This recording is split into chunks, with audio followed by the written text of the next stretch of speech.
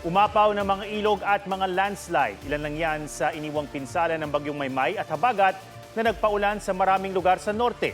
Naka-full alert status ang National Disaster Risk Reduction and Management Council alinsunod sa direktiba ni Pangulong Bongbong Marcos. Natugunan ang mga naapektuhan. Mula sa Baguio City, may live report si Marisol Abduraman. Marisol. Ato, may mga isinarang kalsada at mga pagguho sa ilang lugar sa Benguet dahil nga sa bagyo. Sa La Trinidad nga, 2 patay matapos matabunan ng isang kainan sa kasagsagan ng malakas na ulan.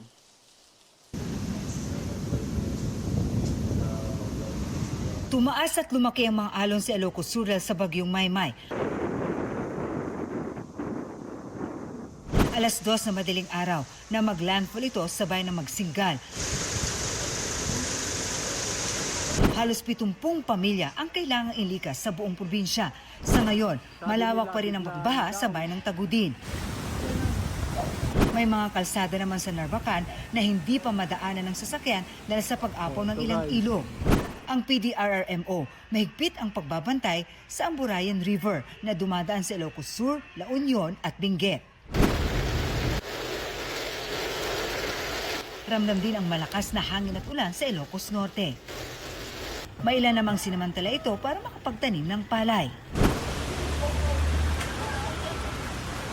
Kabi-kabilang pagguho ng lupa ang naitala sa Benguet, bunso ng bagyong Maymay at Habagat, sa barangay Silan sa bayan ng La Trinidad. Isang bulaluhan ang nayuping parang lata matapos madaganan ng mga bato at putik mula sa gumuhong gilid ng bundok.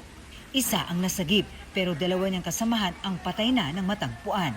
Kumakain po yung mga Trabahador ng kainan. yes po ma'am sa likod, tas bigla pong gumuho, tas narinig na lang nilang sumigaw yung isa. Kaya dali-dali pong umalis yung mga kasama nila sa loob, kaya ang yung naiwan lang po yung 3 ma'am.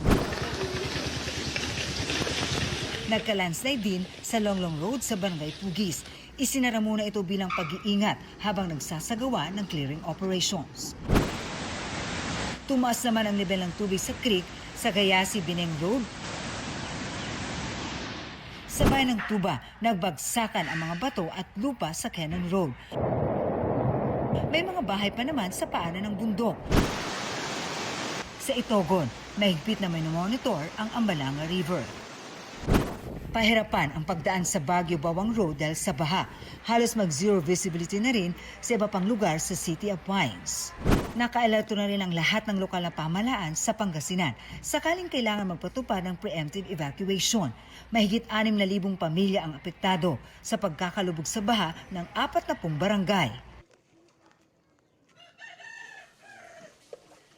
May mga inilikas na sa mga landslide-prone areas sa La Trinidad. Round the clock na ang monitoring ng mga otoridad sa probinsya, kabilang na dito sa Baguio City kung saan tayo naroon na hanggang ngayon ay patuloy na inuulan. Atom.